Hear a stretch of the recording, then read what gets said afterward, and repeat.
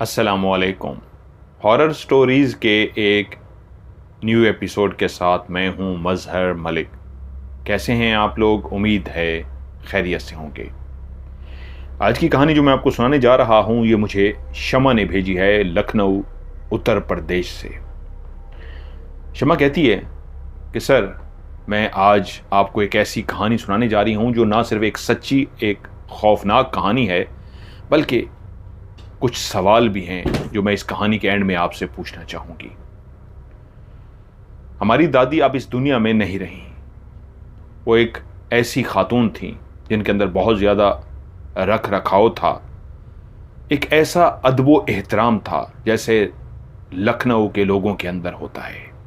उनके उठना बैठना, बात करना, यकीन मानिए वो एक चलती फिरती एक ऐसी उस्तानी थी जिनकी एक एक बात को सीखने को, एक एक अमल जो वो करती थी और हमें सिखाती थी, इस अंदाज में हमारी परवरिश करती थी कि हमें एहसास होता था इनका ताल्लुक यकीनन किसी बहुत बड़ी ख़ानदान से रहा है। वो तो हम जानते ही थे अपने ख़ानदान को, लेकिन इंसान का उठना बैठना, रख रखाव बहुत कुछ बता देता होता है। छोटे थे तो दादी से बहुत कहानियां सुनते थे। जब बड़े हुए तो एक दिन दादी से फरमाइश की, दादी एक कहानी ऐसी है जो आज तक आपने हमें नहीं सुनाई, एक सच्ची कहानी। अम्मी से बात हुई थी तो उन्होंने कहा था, हाँ ये कहानी अपनी दादी से सुनोगे तो ज्यादा अच्छा लगेगा। तो आज आपसे फरमाइश करते हैं वो कहानी सुनाइए ना। बहुत ज्यादा उनसे जिद किया तो उन्होंने कहा, मैं फलां कहानी सुना देती हूं, फलां कहानी सुना देती हूं। हमने कहा नहीं, हमने वही कहानी सुननी है आपकी जुबानी। कुछ लम्हे फैसला करती रही कि आया कहानी सुनाऊं या ना सुनाऊं, और उसके बाद बोलना शुरू हुई, ठीक है आज सुना ही देती हूं। उसका नाम सलीम था। एक ऐसे घराने में उसने आंख खोली थी जहां नौकर चाकर और एक बहुत बड़ी लखनऊ की हवेली थी। माँ बाप के पास सब कुछ था, जमीनें थी, जायदादें थीं, हवेलियां थीं, और माँ बाप दोनों ही इंतहाई पढ़े लिखे थे। सलीम की भी तरबियत एक बेहतरीन अंदाज में की गई और उसके लिए बचपन में ही एक ऐसे असातिज़ा का एहतमाम किया गया जो उसको आके घर में अदबो आदाब सिखाते और नवाबी अंदाज में रहन सहन सिखाते। वो उस घर का अकलौता चश्मो चिराग था। वो जैसे जैसे बड़ा हो रहा था वो तमाम उस हवेली की रिवायात को ना सिर्फ सीख रहा था बल्कि उस पर अमल भी करता। ये वो दौर था जहां लड़कियों को स्पेशली बहुत ज़्यादा अदबो आदाब सिखाया जाता। जब वो कमरे में दाखिल होती तो दाखिल होने का तरीका क्या है, कैसे आदाब बजा लाना है, कैसे सलाम करना है, यहाँ तक सिखाया जाता था कि गिलास, बर्तन, ट्रे कैसे सामने मेज़ पे रखनी है। इसके लिए भी उस्ताद होते जो बाकायदा सिखाते। और उस टेबल पे रखी हुई ट्रे को, जिसके अंदर बर्तन हैं, खाली हो चुके हैं, किस अंदाज में उठा के कौन सा गिलास पहले रखना है, ट्रे को किस अंदाज में पकड़ना है, पकड़ते हुए आपकी बॉडी किस अंदाज में होनी चाहिए, कितना झुका होना चाहिए, कितना सीधा होना चाहिए, एक एक बात सिखाई जाती थी। पानदान रखे जाते थे, पीकदान रखे जाते थे, और मेहमानों की तवाज़ो जब तक उस डिबिया को खोल के ना होती जिसमें पान बने होते तो समझा जाता कि इनके यहाँ अदबो एहतराम चला गया, इनके यहाँ मेहमान नवाजी चली गई। तो मेहमान नवाजी के लिए सबसे पहले उनको पान पेश किए जाते, और पानों के लिए जो बर्तनों का, डबियों का जो बॉक्स होते वो ऐसे बेहतरीन किस्म के होते कि जिससे आपके रख रखाव का, आपके खानदान का पता चलता। सलीम अब अपनी तालीम मुकम्मल कर चुका था। वालिदैन की ख्वाहिश थी कि आप बेटे की जल्दी से शादी कर दें, क्योंकि वो उनका अकलौता बेटा था। ये जो हवेली थी ये काफ़ी बड़ी हवेली थी। इसका एक हिस्सा मेहमान खाना था, उसका दरवाज़ा ही अलग था। कोई अगर मेहमान आ जाते तो उस मेहमान खाने में भी दो हिस्से बनाए गए थे, इतनी बड़ी हवेली थी। एक हिस्सा मर्दों के लिए और एक हिस्सा औरतों के लिए था, जनान खाना और मर्दान। इसी तरह जहां पे नवाब साहब खुद रहते थे, उन्होंने अपने लिए एक हवेली का और हिस्सा मुंतखब किया हुआ था। एक हिस्सा पहले से ही डिसाइडेड था कि ये वाला हिस्सा जब सलीम की शादी होगी तो सलीम इस हिस्से में रहेगा, और एक हिस्सा और भी इसी तरह का था जो शाही मेहमानों के लिए होता, नवाबों के लिए होता, उसको भी खाली रखा गया था। हवेली बहुत ही खूबसूरत थी और एक ऐसी जगह पे बनी थी जहां पे उसके नीचे मार्केट भी थी। उस हवेली की बालकनी से जाके जब आप खड़े होकर देखते तो नीचे गुजरते हुए लोग, शोर करते हुए लोग, दुकानों के अंदर खरीदारी करते हुए लोग आपको नजर आते, और ऊपर कोई भी सर उठा के इसलिए नहीं देखता था कि जानते थे ये नवाबों की हवेली है, नवाबों की खवातीन में से कोई अगर ऊपर बालकनी में आके बैठा है तो कोई भी मत देखता। ये रिवायात का अदबो एहतराम का दौर था।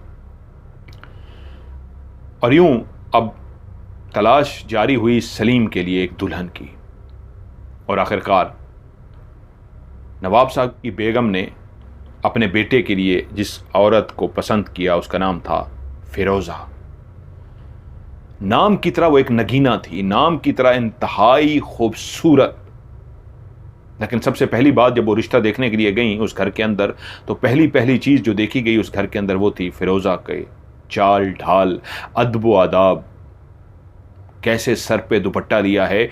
और उस वक्त जब मेहमान खाने में बैठे थे, फिरोजा खुद से चाय का सामान लेकर आई।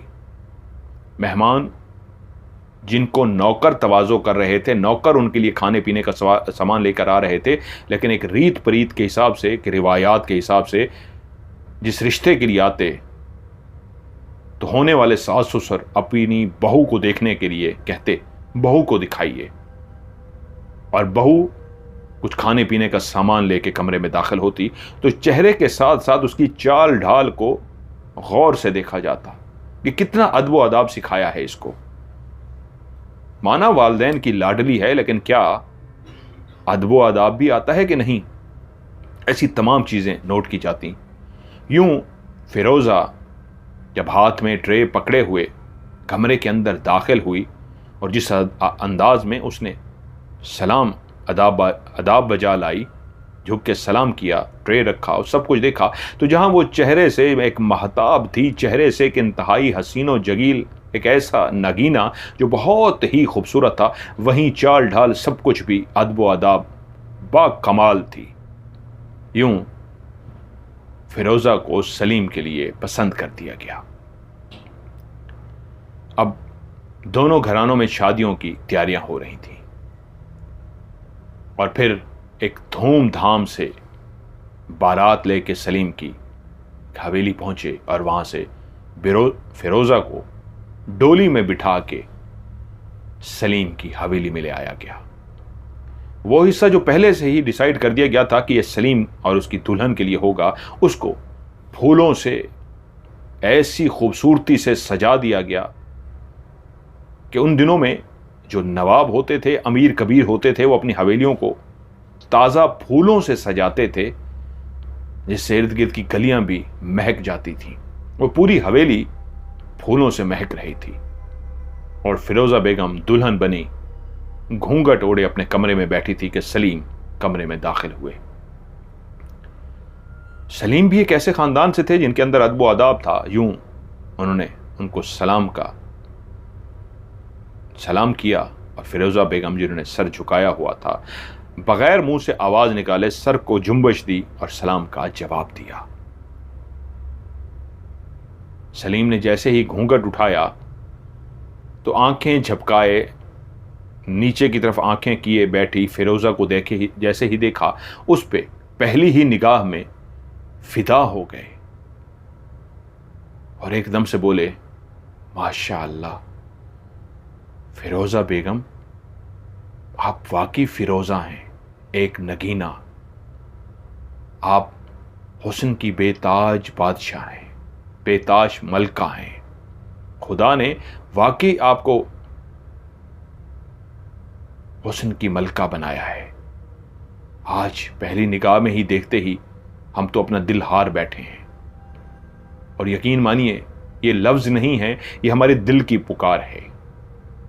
आज से हम आपको फिरोजा बेगम कहेंगे। और यूं उनकी जिंदगी की शुरुआत हुई। जहां सलीम बहुत ज्यादा पढ़े लिखे थे, वहां फिरोजा भी काफी ज्यादा पढ़ी लिखी थी। अब दोनों की जिंदगी शुरू हुई। बहुत ज्यादा दोनों खुश थे। और सबसे बढ़ के ये, दोनों के बीच में जहां पहले मियां बीवी का रिश्ता कायम हुआ था, वो दूल्हा दुल्हन बने थे, वहीं पे मोहब्बत का रिश्ता भी कायम हो गया। दोनों एक दूसरे से बेइंतहा मोहब्बत करने लगे, क्योंकि जब फिरोजा ने अपने शौहर सलीम को देखा तो वो भी देखती ही रह गई। उसका शौहर भी बेइंतहा हसीनो जमील था। और यूं फिरोजा और सलीम बेइंतहा एक दूसरे से प्यार करने लगे। वक्त गुजरता रहा, यहां तक के साल हो गया शादी को। और शादी की 1 साल बाद दोनों ने अपनी शादी की पहली सालगिरह मनाई। वो दोनों बहुत खुश थे। जिस तरह शादी पे पूरे घर को फूलों से सजाया गया था, आज फिर से पूरा घर फूलों से सजाया जा रहा था। शादी की पहली सालगिरह थी। 1 साल हो गया था सलीम और फिरोजा की शादी को। फिरोजा को मोतियों के हार बहुत पसंद थे। और सलीम ने जब अपनी फिरोजा बेगम को मोतियों का हार पेश किया तो वो बेइंतहा खुश हो गई। पैसों की दोनों को कमी नहीं थी। वो जितने भी एक दूसरे को तोहफे देते, महंगे तरीन, वो दोनों के लिए एक आम सी बात होती। लेकिन फूलों का तोहफा फिरोजा बेगम को बहुत ज्यादा पसंद था। और एक मखसूस किस्म के मोतियों के फूलों से एक हार बनाया गया था, जो सलीम ने उनके लिए स्पेशल बनवाया था। और वो जब हार ला के उनके गले में डाला गया तो बेइंतहा खुश हो गई उस हार को देख के कि आपने मुझे ऐसा कीमती तोहफा दिया है जो मैं हमेशा याद रखूंगी। वक्त और गुजरा। अब नवाब साहब और उनकी बेगम को दादी बनने की बेइंतहा ख्वाहिश थी कि वो जल्दी से एक पोता या पोती देखना चाहती थी जो अपनी तोतली जुबान से उनको दादी दादी कहे। यहां तक कि शादी की दूसरी सालगिरह आ गई। शादी को 2 साल हो चुके थे। फिर से घर को फूलों से सजाया गया। फिर से मोतियों का हार सलीम ने अपनी मोहब्बत फिरोजा बेगम को पेश किया। ये एक अलग पोर्शन में रहते थे, लेकिन फिरोजा और सलीम, मतलब पोर्शन से मुराद एक थी तो एक ही हवेली, उसमें छोटे छोटे मतलब बड़े बड़े काफी पोर्शन होते थे। बस दरवाजों से गुजरे तो आप दूसरे पोर्शन में पहुंच जाते हैं। रोज आना जाना होता, लेकिन एक वक्त पे, ऐसे नहीं कि जब मुंह उठाया चले गए, जैसे मुंह उठाया वापस आ गए। एक अदब व आदाब होता और वक्त होता। ये आराम का टाइम है, ये खाने का टाइम है, ये फलां टाइम है, इस वक्त मुलाकात का टाइम हो सकता है। उस वक्त चाहे फिरोजा बेगम वहां चली जाती या उनकी सास या ससुर उनके घर तशरीफ ले आते। सास ने दबे लफ्जों में फिरोजा को कह दिया था कि बस अब मुझे पोता या पोती की ख्वाहिश है कि वो अपनी तोतली जुबान से मुझे दादी कहे। शादी को 2 साल हो गए थे। अब सलीम लाजमी सी बात है, कारोबार, जमीनें, चीजों को संभालने के लिए बाहर चले जाते।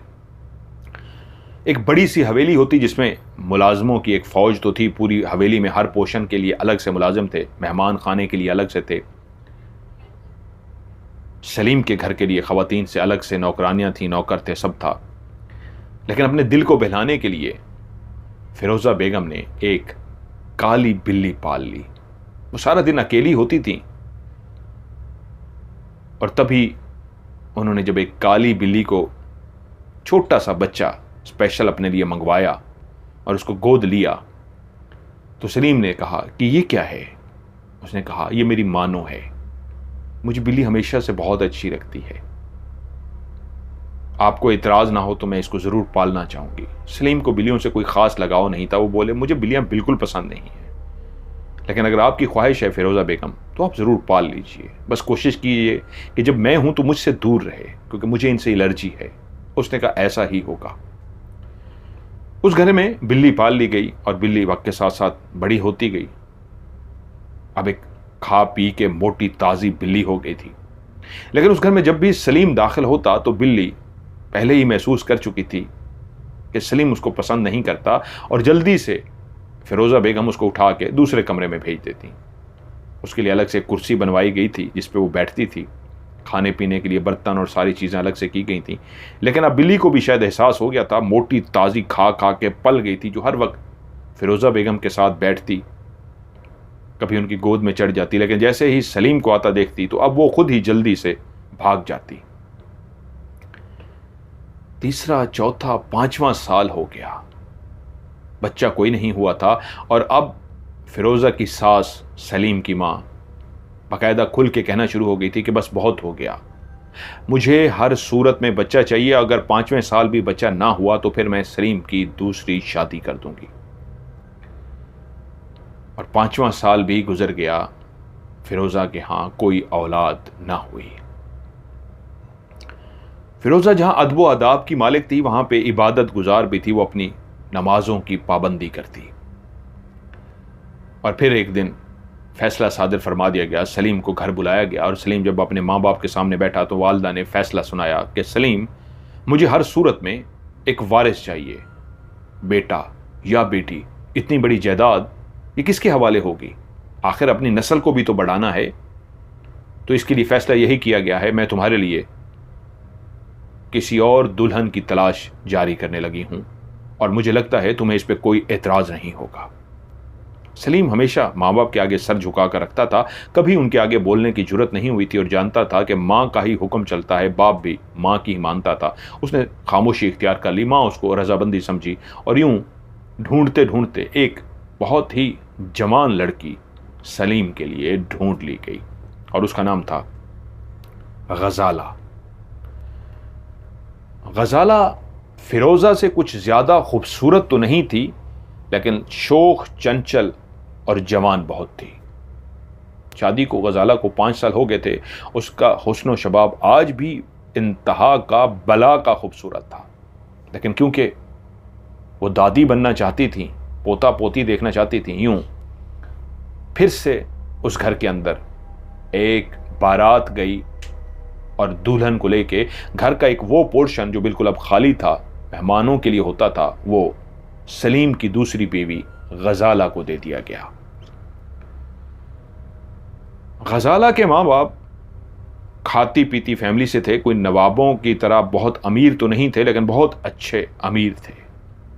ये शादी इतनी उजलत में की गई थी कि जब पहली दफ़ा गजाला के लिए रिश्ता लेकर गए थे तो बहुत सोचो बचार हुई थी, बहुत पता करवाया गया था, उनका रख रखाव, उनका नवाबी, उनका तर्ज ज़िंदगी सब चेक किया गया था। अब वो इतनी उजलत में थी कि पता नहीं कब मौत आ जाए, मैं कम से कम दादी तो बन जाऊं। तो जल्दी से रिश्ता ढूंढा गया और जब एक रिश्ता पता लगा कि ये एक लड़की है जिसका नाम गजाला है, तो ये लोग उसके घर गए और यूं ये रिश्ता पसंद कर लिया गया। लेकिन वो उसके बैकग्राउंड से कुछ खास वाकिफ नहीं थे, उनको एक वारिस चाहिए था। जब गजाला शादी करके आई तो सलीम, जो अंदर से खुश नहीं था, जो अपनी बीवी गजाला से बेइंतहा प्यार करता था, लेकिन जानता था कि वालदैन के आगे वो नहीं बोल सकता, उसको सिखाया पढ़ाया इसी अंदाज में अदब व अदाब सिखाया गया था कि ताज़ीम बजा लाना है, जो वालदैन हुक्म करें उसके आगे सर को झुकाना है। वो दूल्हा बना आज उस कमरे में दाखिल हो रहा था जहां गजाला घूंघट ओढ़े सर झुकाए बैठी थी।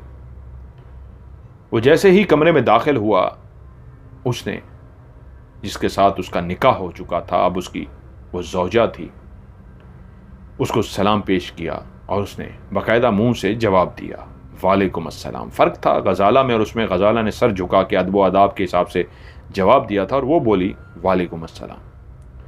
उसने जब उसका घूंघट उठाया तो वो भी एक शक्ल सूरत की खूबसूरत थी। यकीनन उसकी माँ ने उसको पसंद किया था, वो भी बहुत खूबसूरत थी, लेकिन गजाला के मुकाबले में उतनी खूबसूरत नहीं थी। लेकिन इसके चेहरे के नक्श बड़े तीखे थे, ऐसा चेहरा जिसके अंदर बहुत ज़्यादा अट्रैक्शन थी।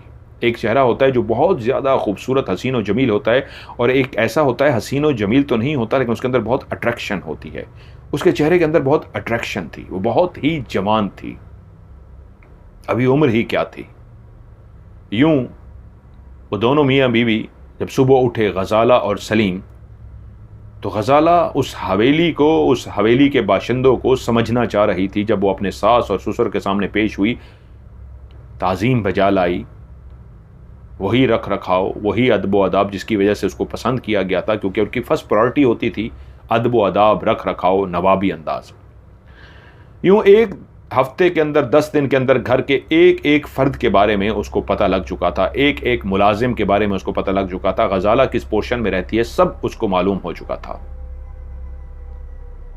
वो सलीम जो गजाला के पास जाता और जाते ही उस बिल्ली मानो को देखते ही कहता, इसको तो हटाओ भाई, डर लगता है मुझे इससे, अब तो इतनी खा खा के पड़ गई है, किस दिन हमला ही ना कर दे मुझ पे। और वो प्यार से उसको कहती, मानो जाओ। और मानो जैसे गजाला की आवाज को समझ जाती और जाने का इशारा पाते ही वहां से चली जाती। मानो एक एक जबान समझती थी गजाला की, लेकिन फिरोजा की। और गजाला 10 दिन में ही पूरे घर पे कंट्रोल करने को तैयार थी कि मुझे हर सूरत में सलीम पे अपना कंट्रोल करना है।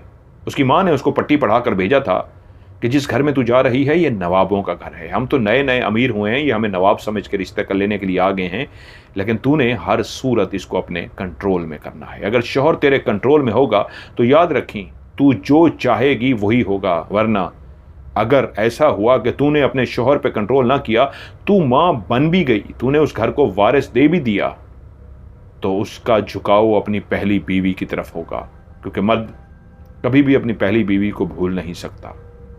तो याद रखी, तुझे सिर्फ वारिस पैदा नहीं करना उस घर में, तुझे घर पे कंट्रोल भी करना है, उस घर की मलका बनना है, और उसकी जो पहली बीवी है उसको इस अंदाज में खुड्डे लाइन लगा देना है कि वो कभी उसकी तरफ जा भी ना सके। वो अपनी माँ से बोली, माँ तू बेफिक्र हो जा, मुझे एक दफ़ा उस घर जाने तो दे, जानती हूँ तूने मुझे बता दिया है कि वो वारिस के लिए शादी कर रहे हैं, उससे पहले भी उसकी शादी है, मैं उसको अपने इशारों पे नचाऊंगी, मैं उसको हिलने भी नहीं दूंगी, आखिर तेरी बेटी हूं ना। और माँ मानी खेज अंदाज में मुस्कुरा पड़ी, क्योंकि उनके बैकग्राउंड के बारे में कोई नहीं जानता था। वो शहर में आके आबाद तो हो गए थे, लेकिन पीछे वो ऐसे घराने से थे जहां पे साज, सरंगी, तबला, ढोलक और इस तरह की आवाजें आती हैं। उन्होंने बहुत पैसा कमा लिया था, और जब गजाला की माँ के पास बेइंतहा पैसा आ गया तो वो सब कुछ छोड़ छाड़ के एक नए शहर में एक नई पहचान के साथ आके आबाद हो गई थी, और एक औरत को जिम्मे लगा दिया था कि उसकी बेटी के लिए कोई रिश्ता ढूंढे, किसी नवाब का रिश्ता। और यूं किस्मत की देवी ऐसी उन पे मेहरबान हुई कि सलीम का रिश्ता उनके लिए पहुंच गया। अब उस घर में गजाला को आए हुए आज 10 दिन हो गए थे। उसकी वो माँ जो आए रोज एक से बढ़ के एक नवाब उनके कोठे पे आता, एक से बढ़ के एक अमीर कबीर उनके कोठे पे आता, उनको कैसे अपनी अदाओं से लुभाना है, उनको कैसे अपना गर्विदा करना है, उनको कैसे अपने इशारों पे नचाना है, वो सब जानती थी। और उसने वो सब कुछ अपनी बेटी गजाला को सिखा दिया था, लेकिन अदब व आदाब भी उसी तरह सिखाया था जैसे नवाबों के घर में अदब व आदाब होता है।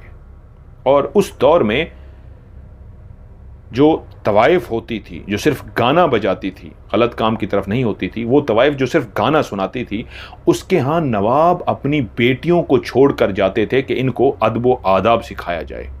उनकी तरफ कोई मैली निगाह से इसलिए नहीं देखते थे कि जानते थे ये नवाब की बेटी है, यहाँ पे अदब व आदाब सीखने के लिए आई है।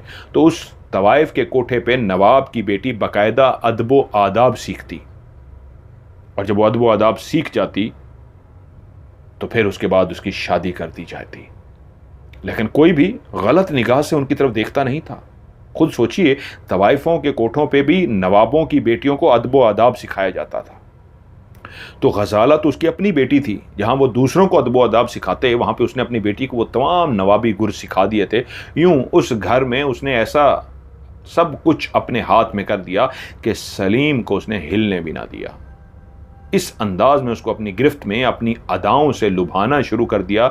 हर वक्त तैयार होके ऐसे ऐसा काम करती, इस अंदाज में बैठ जाती, उसको बाहर ले जाती, सब कुछ वैसा करती कि वो गजाला के बारे में सोच भी ना सके। और उधर गजाला, जब उसको पता लगा था कि सास ने फैसला सुना दिया है सलीम की दूसरी शादी का, क्योंकि उसके यहाँ औलाद नहीं हुई थी, तो इसको अल्लाह की रज़ा समझ के खामोश हो गई।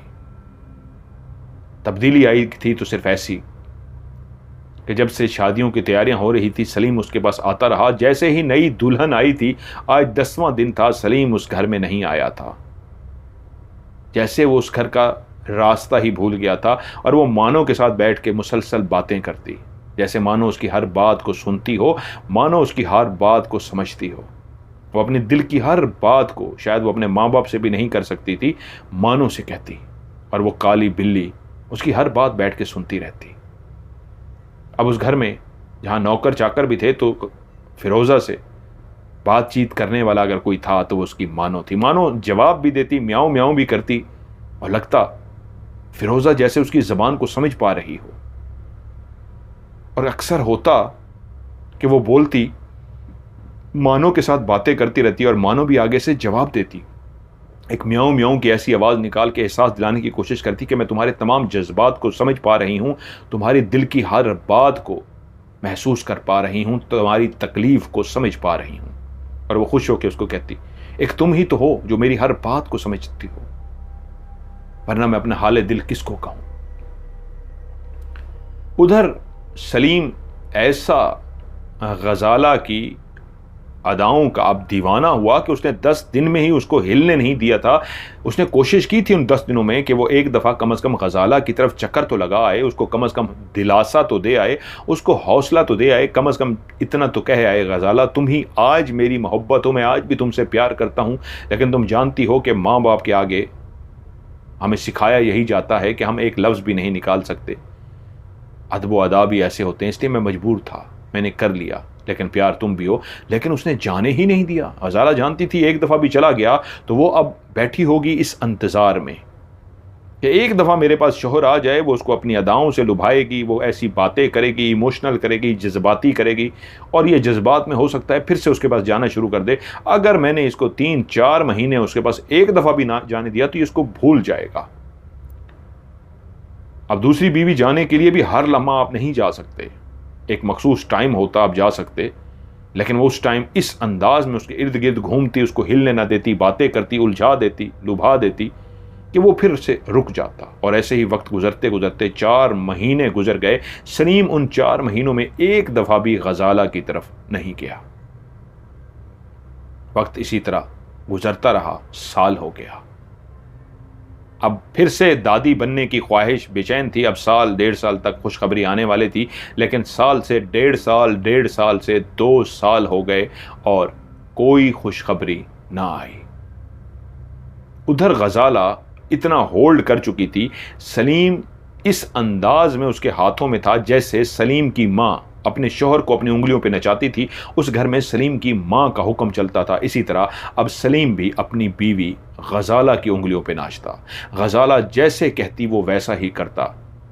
मुद्दतें हो गई थीं उसको फिरोज़ा के पास गए हुए। 2 साल हो गए थे। 2 सालों में वो एक दफ़ा भी फिरोज़ा की तरफ नहीं गया था, नहीं जानता था, मुलाजमों से पता चलता रहता था, हाँ वो ठीक हैं। और उधर गजाला बाकायदा अब गुस्से का इजहार करती, लड़ती और कहती, खबरदार जो आप उस मेरी सोतन के पास गए, खबरदार जो आप उसके पास गए, तो उसको बाकायदा धमकी देती और उसका नाम लेके कहती, मैं ये बर्दाश्त नहीं करूंगी अगर आप गजाला के पास गए। आप मेरा प्यार हैं, मैं आपसे बेइंतहा प्यार करती हूँ और ये मेरा प्यार कभी बर्दाश्त नहीं कर सकता कि आप उस गजाला के पास जाएं। मैं तो उसकी शक्ल भी नहीं देखना चाहती, और अगर आप उसके पास गए तो ये अच्छा नहीं होगा। वो उसको इतना डराती, इतना करती कि वो कभी भी उसकी तरफ नहीं किया। लेकिन 3 साल और गुजर गए और गजाला के यहां भी औलाद ना हुई। उधर सलीम की मां को फिक्र लाहक हुई कि दूसरी शादी करने के बावजूद भी औलाद नहीं हुई। 3 साल हो गए, होनी होती तो दूसरे साल तक हो चुकी होती, तीसरे साल में भी नहीं हुई तो मतलब नहीं होगी। उसने कहा, सलीम, नौकरों से कहा कि सलीम को कहो हमसे मिलने के लिए आए। सलीम को बुलाया गया और सलीम को कहा गया कि मैं आखिरी कोशिश एक फिर करने जा रही हूं, तुम्हारी तीसरी शादी करने जा रही हूं। मुझे हर सूरत में दादी बनना है और तुम्हारे बाप को दादा। और तुम उसके लिए तैयार हो जाओ और जाओ अपनी बीवी को बता दो कि तुम्हारे लिए अब तीसरी बीवी का इंतखाब किया जा रहा है। सलीम वापस आया तो गजाला बेचैन थी। क्या हुआ? जिस अंदाज में आपको बुलाया गया है सब खैरियत है? तो उसने झुके हुए सर से कहा, वालिदा का हुक्म है कि मैं तीसरी शादी के लिए तैयार हो जाऊं, क्योंकि हम दोनों के बच्चे नहीं हो सके। अब वो चाहती हैं किसी और लड़की का मेरे लिए बंदोबस्त करें और मेरी शादी कर दी जाए ताकि वो दादा दादी बन सकें। अब तीसरी बीवी का इंतखाब किया जा रहा है। गजाला बेचैन हो गई। वो कर भी क्या सकती थी? अदब आदाब तो तोड़ नहीं सकती थी।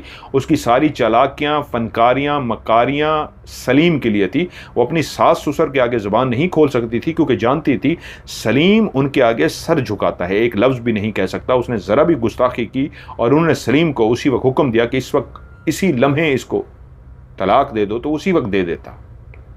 इसलिए वो सलीम की हद तक तो चालाकियां, मकारियां करती। उसने फिरोज़ा की तरफ नहीं जाने दिया था, लेकिन अब वो परेशान हो गई। अब क्या करे? उसने भरपूर दवाइयाँ खाई, हकीमों से बात की, जो कुछ उससे पहले वो कर सकती थी। वो जानती थी शादी के पहले साल से ही उसकी माँ ने उसको कभी कोई दवाई खिलाई, कभी कुछ किया, ताकि उसके यहाँ औलाद हो जाए। औलाद ना होने की सूरत में वो जानती थी कि वो भी टिक नहीं सकेगी उस हवेली में। नौकर चाकर, एक बड़ी फौज, वो मालकन थी। और उधर आज शादी की सालगिरह थी। उसकी हमेशा शादी की सालगिरह पे नौकरों के जरिए फिरोज़ा मोतियों का हार वैसा बनवा के, जैसा सलीम पहली दफ़ा शादी की सालगिरह पे उसके लिए मोतियों का, सफ़ेद मोतियों का हार बनवा के लेके आया था और उसने उसको गले में पहनाया था, तो बहुत खुश थी। वो उससे मिलने नहीं जाता था, लेकिन जब से उसकी दूसरी शादी हुई थी गजाला से, तो जब भी वो दिन आता जब उनके यहाँ शादी हुई थी, शादी की सालगिरह का दिन होता, तो वो मोतियों का हार बनवा के नौकरों के जरिए उसकी टेबल पे रखवा देती। और जब वो गजाला के साथ सोता और सुबह उठता तो मोतियों का हार देख के उसको याद आ जाता, आज उसकी शादी की सालगिरह है। और वो मोतियों को हार को उठाता तो पहली दफा गजाला ने उससे पूछा था, ये मोतियों का हार किस चीज का है? उसके हाथ में था। उसने कहा, ये मेरी पहली शादी की सालगिरह के दिन मैंने फिरोज़ा को पहनाया था। आज हमारी शादी की सालगिरह का दिन है, इसलिए उसने मेरे लिए तोहफा भेजा है। उसने उसके हाथ से लिया और उठाकर फेंक दिया। कि आपके दिल में आज भी उसके लिए मोहब्बत है? आप उसके तोहफे को इतने प्यार से देख रहे थे। वो ऐसी हावी हो गई कि वो चुप कर गया। लेकिन आज जहां तीसरी शादी की बात हो रही थी और आज सलीम सोकर उठा तो कमरे के अंदर फिर से मोतियों की माला रखी थी। और मोतियों की माला उसने उठाई और एकदम से फिर उसको अपनी मोहब्बत फिरोज़ा याद आ गई कि वो कितना उससे प्यार करता था। और आज फिर सालगिरह का दिन है। वो उन मोतियों के हार को हाथ में लिए सूंघ रहा था कि उसी वक्त कमरे में दाखिल हुई गजाला और गुस्से से भिरमिरा उठी कि फिर से उसने ये हरकत की है। मैं देखती हूँ किसने आके ये रखा है कमरे में। मैं कितनी दफ़ा कह चुकी हूँ मैं उसकी कोई चीज़ बर्दाश्त नहीं कर सकती। और उसने सलीम के हाथों से उस मोतियों के हार को झपट लिया और उठा के फेंक दिया। मैं कभी भी बर्दाश्त नहीं करूंगी। लेकिन आज क्यों पता नहीं सलीम को फिरोज़ा बहुत याद आ रही थी। वो घर में रहा और बाहर काम के बहाने जब गया तो शाम के टाइम वो पिछले दरवाजे से फिरोज़ा के यहां दाखिल हुआ। फिरोज़ा अपनी कुर्सी पे बैठी हुई थी गहरी सोचों में। शाम के साए ढलने जा रहे थे, अंधेरा फैलने जा रहा था और उसकी मखसूस कुर्सी जो मानो के लिए थी उसमें अब हट्टी काटी बहुत मोटी सी मानो हो चुकी थी, कुर्सी पे बैठी थी और गजाला गहरी सोचों में गुम थी। सलीम अंदर दाखिल होकर खड़ा हो गया कि अभी ख्यालों से चौंकेगी और मेरी तरफ देखेगी। गजाला आंखें बंद किए ख्यालों में डूबी रही कि एकदम से मानो ने एक आवाज निकाली और एकदम से नीचे छलांग लगा दी। जैसे उसने आवाज निकाली और छलांग लगाई तो फिरोज़ा बेगम समझ गई कि कुछ हुआ है। उसने फौरी तौर पे मानो की तरफ देखा। मानो नीचे उतर चुकी है और मानो सामने की तरफ देख रही है। उसने जैसे ही सामने देखा तो अपने सामने अपने सरताज को खड़े हुए देखा। एकदम से वो कुर्सी से छलांग मार के उठी और भागती हुई गई। तमाम अदब अदाब को रख के उसने साइड पे भागते हुए अपने महबूब को जाके गले लगा लिया और सलीम भी उससे लिपट पड़ा, जैसे बेचैन था। वो काफ़ी देर उसके पास रहा और रात होने से पहले खौफ के मारे वो गजाला के पास चला गया। लेकिन अब ये होना शुरू हो गया कि वो छुपके से फिरोज़ा के पास चला जाता, कुछ घंटे उसके साथ गुजारता और वापस आ जाता। उधर मुसलसल रिश्ता देखा जा रहा था कि एक दिन नौकरों ने इतला दी, फिरोज़ा बेगम की तबीयत बहुत ख़राब है। सलीम भी परेशानी में उसी तरफ गया तो देखा वो काफ़ी बीमार सी चारपाई पे बिस्तर पे पड़ी हैं और चेहरे से नज़र आ रहा है वो काफ़ी ज़्यादा बीमार हैं, काफ़ी ज़्यादा उनको उल्टियाँ आ चुकी हैं। उनको फौरी तौर पे उस वक्त के हकीम या डॉक्टर जो भी थे उनके पास लेके गए और जब सारा चेकअप हुआ तो पता लगा फिरोज़ा बेगम मां बनने वाली है। यह खबर तो उस घर के लिए कैसी खुशी की खबर थी कि वो सास जो तीसरी दुल्हन का एहतमाम करने जा रही थी, सलीम के लिए तीसरी दुल्हन ढूंढने जा रही थी, जब उस तक ये खबर पहुंचाई गई कि फिरोज़ा बेगम मां बनने वाली हैं तो उनकी तो खुशी की इंतहा न रही। और घर में फिर से घर को दुल्हन बनाया गया, फूलों से सजाया गया, मुलाजमों में मिठाइयाँ बांटी गईं और बेइंतहा खुशी का इजहार किया गया। और फिर से फिरोज़ा बेगम की किस्मत जाग उठी, फिर से उसका आओ भगत होने लगी और फिर से उसकी देखभाल होने लगी। और सलीम को फिर से अब इजाज़त थी, अब वो भी अपनी बीवी फिरोज़ा का ख्याल रखने लगे। सिर्फ तकलीफ़ में थी तो वो गजाला थी।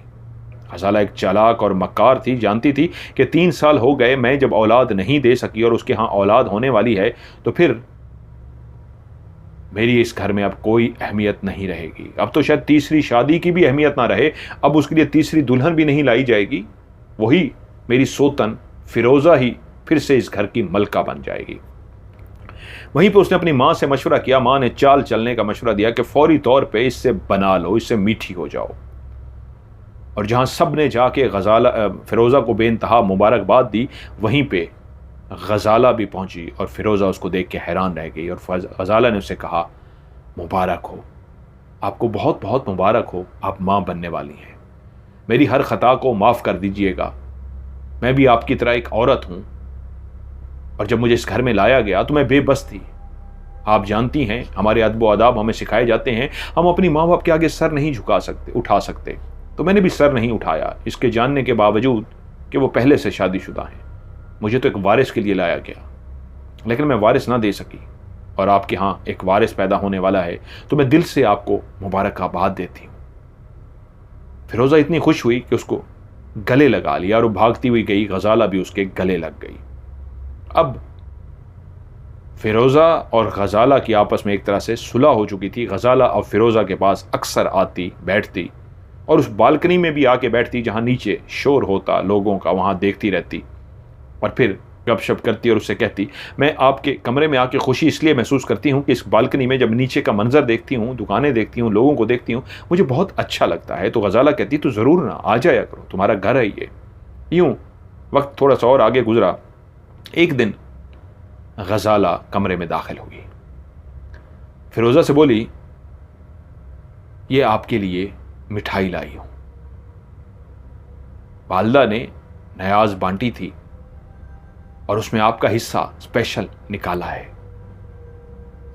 उस दौर में जो अल्लाह के नाम पे न्याज दी जाती थी, स्पेशल बच्चों को बुलाया जाता, कुरान पढ़ाया जाता और न्याज दी जाती, तो वो बड़ी बरकत वाली समझी जाती। तो उसने कहा वो न्याज की मिठाई आपके लिए है। तो गजाला जैसे ही वो प्लेट उसके हाथ में दी तो वो बोली, तुम जानती तो हो इन दिनों में मेरा कुछ भी खाने को दिल नहीं कर रहा, अजीब सी मतली सी आती रहती है, कैसी आती है। वो बोली, न्याज की मिठाई है, ये खाएंगी तो बहुत ज़्यादा फ़ायदा होगा। उसने कहा ठीक है। उसने प्लेट उसके हाथ में ले ली और गजाला चलती हुई बालकनी में बैठ गई। अब मजबूरी थी, एक न्याज की मिठाई थी, उसने मिठाई उठाई और जैसे ही खाने लगी उसको फिर से मतली आई। तो उसने कहा उसका दिल टूटेगा, वो न्याज की है, मुझे मतली आ रही है, क्या करूं। तो उसने उसी वक्त उसको उठा के नीचे एक बर्तन पड़ा था उसके बिस्तर के नीचे बिल्ली का, मानो का, उसी बर्तन के आगे इस तरह डाल दिया और मुंह में इस तरह हिलाना शुरू हो गई जैसे खा रही हो, और खा के उसको बोली बहुत अच्छे हैं, बहुत मजे के हैं। और उसने वो प्लेट में 2-3 ही जो लड्डू वगैरह थे न्याज के उसको दे दिए, वो खा गई।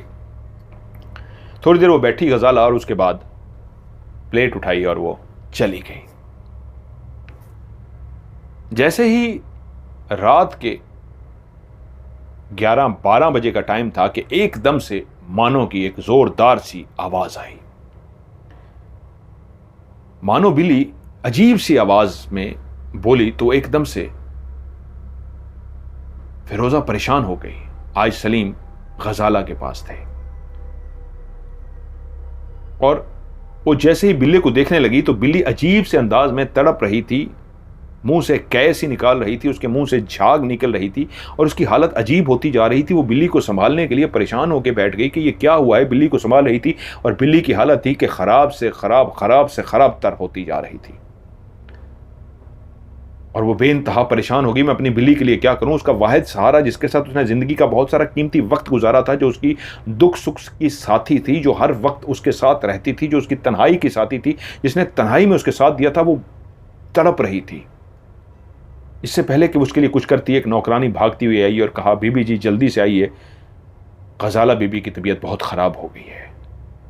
मजबूरी थी, उसी वक्त उसने अपनी बिल्ली को उसी तरह तड़पते हुए छोड़ा और भागती हुई उसी पोर्शन में पहुंच गई जहां बाकी घर के लोग भी जमा थे और गजाला भी अपने बिस्तर पर तड़प रही थी। वो जैसे अंदर दाखिल हुई तो गजाला ने जैसे ही उसको देखा तो बड़ी टूटी फूटी आवाज में, जैसे उससे बोला नहीं जा रहा था, वो उससे बोली तो बच गई है, तो मरी नहीं है।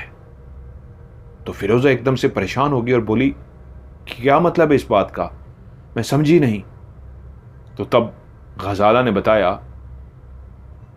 कि वो जो मैंने तुझे मिठाई खिलाई थी उसमें जहर था, वो तुझे भी खिलाई थी और मैंने खुद भी वो मिठाई खा ली थी ताकि तू भी ना रहे और मैं भी ना रहूं। मैं बर्दाश्त ही नहीं कर सकती थी कि सलीम अब तेरे साथ हो।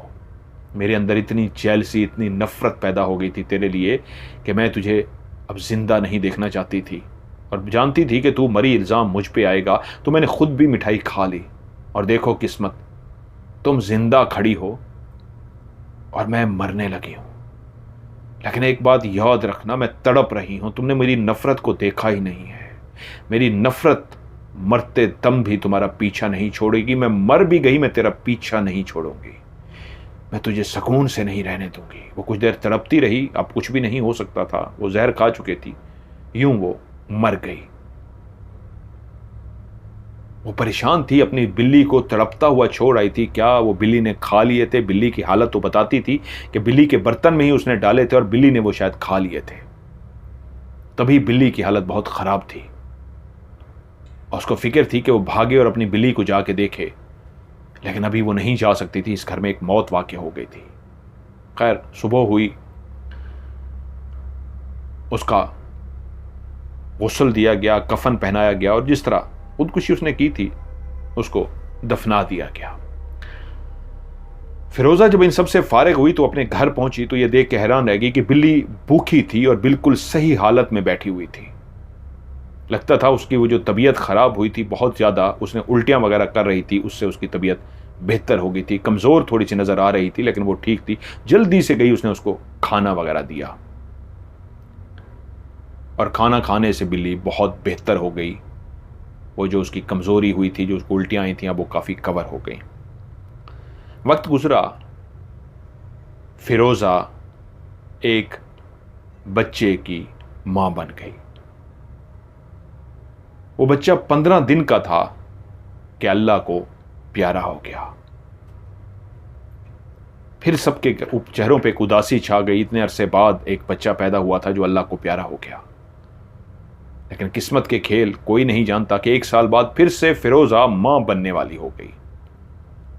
उसके यहां बेटी पैदा हुई, लेकिन 25 दिन के बाद वो बेटी भी अल्लाह को प्यारी हो गई। सलीम बहुत परेशान था। उसके 2 बच्चे जो सेहतमंद पैदा हुए थे अल्लाह को प्यारे हो गए।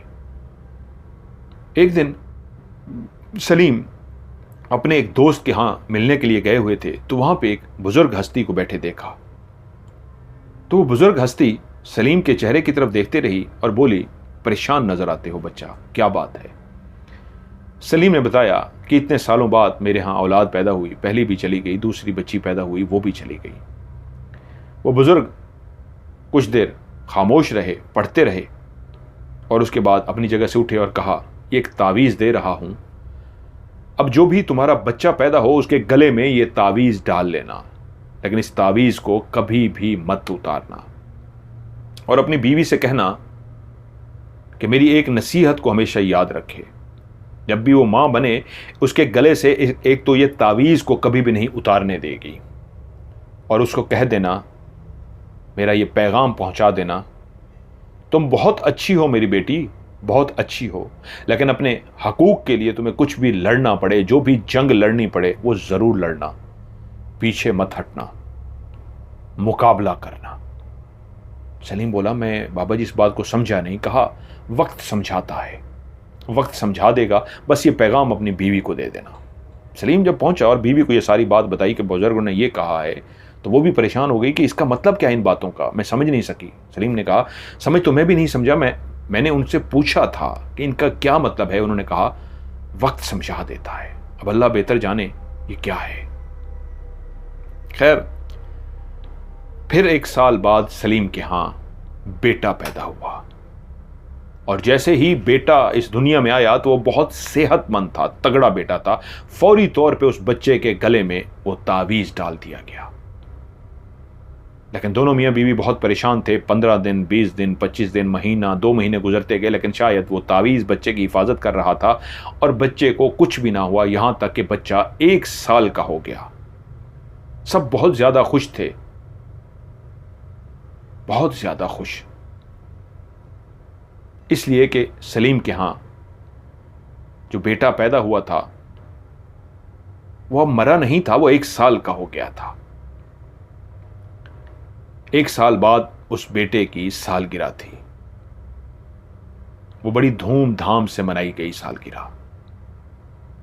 घर के अंदर सारे मेहमान आए, उसके लिए बेइंतहा तहाइफ लाए। सलीम अपने बेटे को गोद में उठाए, बहुत खुश था, सेहतमंद, तगड़ा, गोल मटोल सा, बहुत प्यारा खूबसूरत बच्चा था उसका। और उसकी मां फिरोजा बेगम बहुत खुश थी। आज माशाल्लाह उनका 1 साल का बच्चा हो गया था। जब मेहमान वगैरह सारे चले गए तो उन्होंने तोहफे वगैरह खोले सारे, तो उसको गर्मी लग रही थी। उसने कपड़े आज इस तरह के पहने हुए थे।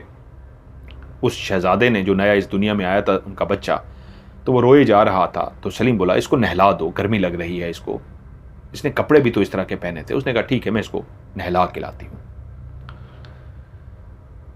गजाला अपने बेटे को नहला के अंदर लाई और उसको ला के बिस्तर पे लिटा दिया और उसके लिए कपड़े ढूंढने लगी तो एकदम से सलीम के मुंह से निकला, गजाला कह गया, फिरोजा, फिरोजा बेगम। वो भागती हुई, क्या हुआ, इसके गले में तावीज़ कहाँ है? और उसी लम्हे उसने कहा, ओह सॉरी, मैं उसको नहला रही थी, नहलाते हुए मैं उतार देती हूँ, रुके मैं अभी लेके आती हूँ। वो भागती हुई गई और तावीज़ उठाने के लिए जैसे ही उस जगह पे उसने हाथ रखा, तावीज़ वहां पे नहीं था, तावीज़ गायब हो चुका था। वो जैसे ही अंदर आई वो बोली, तावीज़ नहीं है, रात हो चुकी थी, परेशानी, हर तरफ अंधेरा, रात का आलम। और सलीम एकदम से घबरा गया कि ये तूने क्या किया? उस बुजुर्ग ने कहा था, इस तावीज़ को मत उतारना, तुमने क्यों उतारा? उसने कहा, इसकी गर्दन को साफ करते हुए, नहलाते हुए, मैंने अच्छी तरीके से रगड़ते हुए वो हटा दिया था, लेकिन वो अपनी जगह पे नहीं है। दोनों फिर से भागे, अच्छी तरीके चेक किया, लेकिन कहीं पे भी तावीज़ नहीं था। अब क्या होगा? वो दोनों डर के बैठे। तो सलीम बोला, हमें रात जाग के गुजारनी होगी। उस बुजुर्ग ने कुछ बातें ताकीद की थी मुझे, जो आज भी याद है। हम सो नहीं सकते, हमें रात को जागना है, हमारे बच्चे को कुछ ना हो जाए। सुबह उठते ही हमें उन बुजुर्गों के पास जाना होगा, उनको ढूंढना होगा, वो कहाँ हैं। वो तो दोस्त के पास आए थे, कहाँ से आए थे, ये सारा पूछना होगा, उनसे रब्ता करना होगा। अगर हम दोस्त के पास इस लम्हे चले भी जाएं तो इस वक्त वो बाबा जी उनके पास थोड़े होंगे, पता नहीं किस शहर से आए थे, इसी शहर के थे, दूसरी शहर के थे, वहाँ पे जाना होगा, लेकिन आज रात हमें बेचैनी से जागना होगा, एक लम्हे को भी आंख नहीं लगानी, हमारी बच्चे की जान को खतरा हो सकता है। वो दोनों रात सारी जागते रहे, बच्चे को लेके बैठे रहे। बच्चा सो गया लेकिन वो जागते रहे। लेकिन इंसान है, आखिरकार नींद का झोंका आ जाता है। ये कोई सुबह का ही टाइम था कि दोनों को नींद का झोंका आया, बैठे बैठे दोनों सो गए।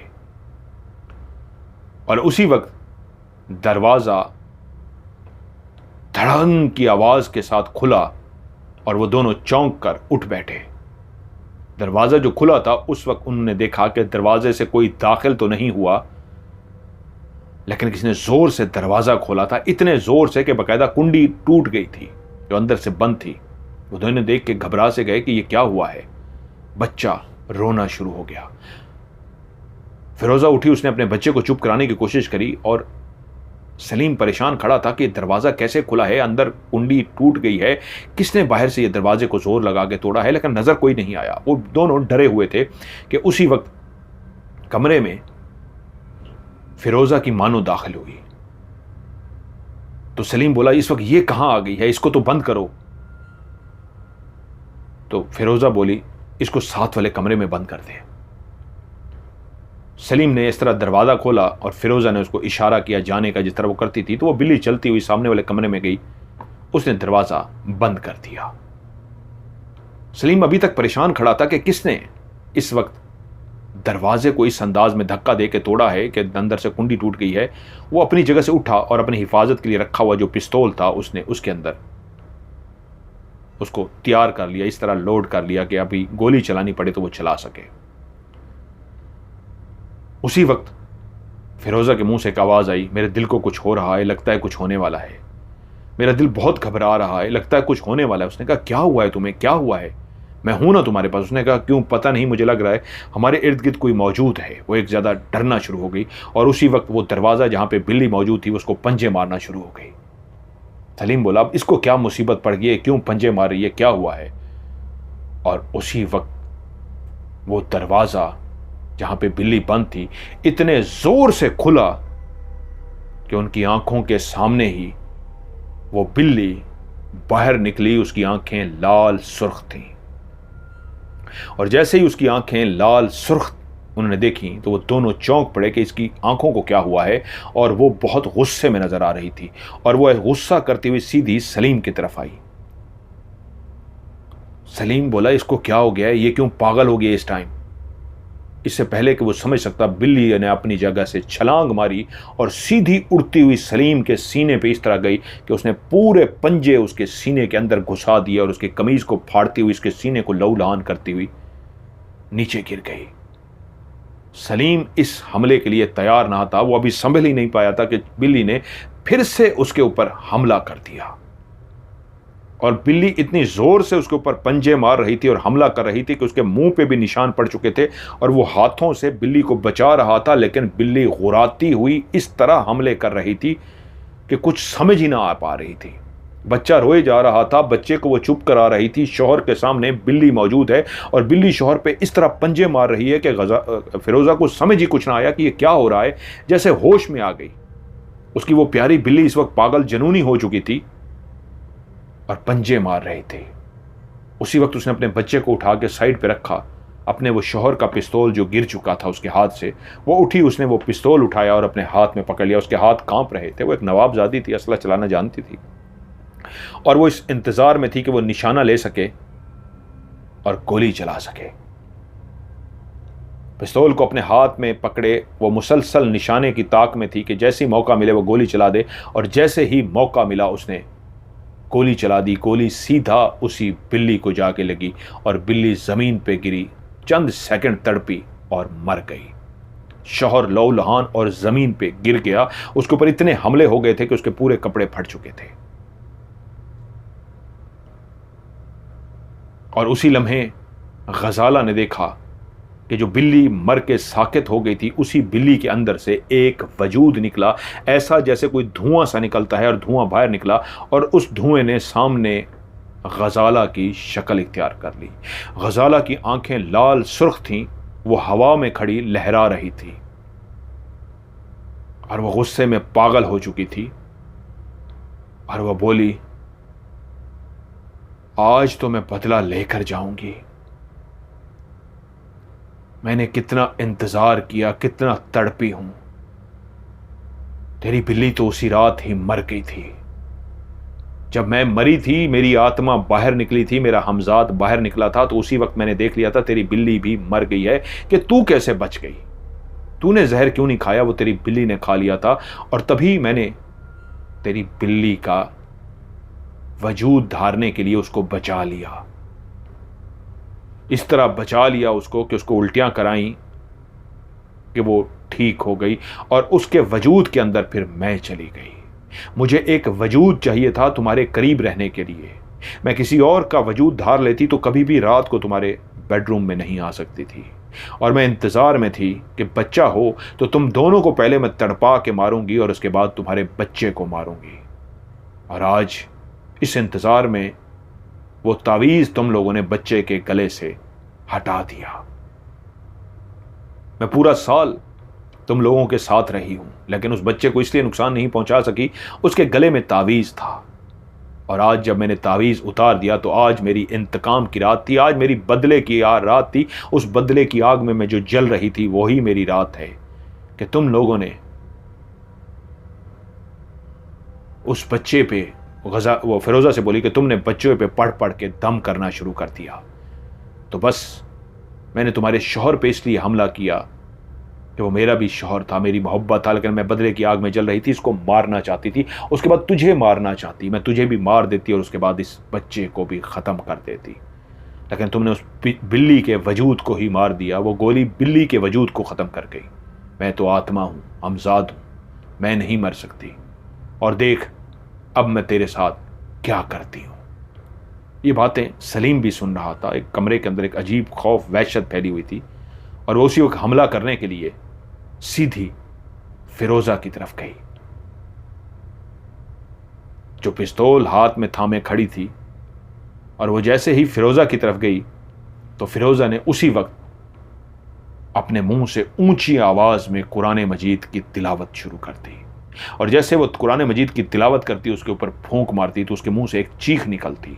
वो फिर तिलावत करती और उसके मुंह से चीख निकलती, और हंसते हुए कहा कि तूने खुद ही बता दिया कि मैं जब बच्चे पे कुरान पढ़ रही थी तो तू इसलिए उसको हमला नहीं पहुंचा सकी, तो क्या मैं अब कुरान नहीं पढ़ूंगी? क्योंकि अब सलीम भी कुरान पढ़ रहा था। वो इसलिए बोल पाई थी कि अगर वो रोक के कुरान छोड़ के बोलना शुरू कर देती तो वो हमला कर देती। अब सलीम भी कुरान पढ़ रहा था।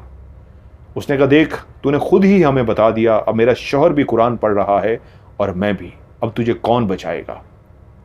और वो पढ़ते उसके ऊपर फूंक मारते, वो पढ़ते उसके ऊपर फूंक मारते। और तभी सलीम ने कहा, जल्दी से पानी लेकर आओ। और वो पानी लेकर आए। वो फिरोजा पानी लेके आई। सलीम पढ़ता रहा और उसको कहा, तुम भी इस पे फूंक मारो, मैं भी इस पे फूंक मारूं। दोनों पढ़ते रहे और पानी पे फूंक मारते रहे। तभी सलीम ने कहा था, मुझे बुजुर्ग की वो बात आज याद आ गई है। उसने कहा, डट के मुकाबला करना, अपनी बीवी को पैगाम दे देना, ये तो मैंने दे दिया था, लेकिन वो बात मैंने नहीं बताई थी जो मुझे आज भी याद है कि जब भी ज़िंदगी में मौका आया तो रब के कलाम के आगे बढ़ के कुछ भी नहीं, उसी को पानी पे दम करना, पी भी जाना और फेंक भी देना। उसने जुमला बोला था। मैं उस वक्त तो नहीं समझ पाया था फेंक देना से क्या मुराद है। आज मुझे समझ आई है। और उन दोनों ने जब उसके ऊपर पढ़ लिया और उस पानी को जैसे ही उस खड़ी आत्मा पे फेंका तो उसको इतनी जोर से तकलीफ हुई कि वो चीखें मारना शुरू हो गई, और चीखें मारते उसका वजूद गोल गोल से घूमना शुरू हो गया। थोड़ी देर तक उनका वजूद घूमता रहा और उसके बाद वो वहां से गायब हो गई। थोड़ी देर के बाद फजर की अजान हुई। दोनों ने बच्चों को दम किया। बच्चे को दम करने के बाद फजर की अजान पढ़ी, नमाज पढ़ी, और नमाज पढ़ते ही अपने बच्चे को लेके उसी दोस्त के पास गए और उनसे पूछा। तो उन्होंने कहा वो तो एक दूसरे शहर से आए थे। उनका आता पता लिया गया और वो मियाँ बीवी रवाना होकर दूसरे शहर पहुंच गए। उनको सारी सूरत हाल बताई तो उन्होंने कहा, हाँ मैंने तुम्हारा माथा देख लिया था कि परेशानी तो है, आगे भी आएगी, लेकिन मैंने तुम्हें बता दिया था पानी पढ़ना और फेंक देना। और बच्चे, मैंने उस वक्त पढ़ भी लिया था कि फतह तुम्हारी होगी, मैंने देख लिया था, लेकिन जो रब ने लिखा होता है वो हो के रहता है। हाँ वो आत्मा जा चुकी है। उसी आत्मा ने, हाँ उसके हमजाद ने तुम्हारी बिल्ली को बचा के उसी के वजूद का सहारा ले लिया था, लेकिन उस तावीज़ की वजह से वो तुम्हारे कभी करीब नहीं आ पाई थी। और जैसी तुम्हारी बीवी से भूल हुई, ये मैं जानता था भूल होनी है, तो उसने हमला कर दिया।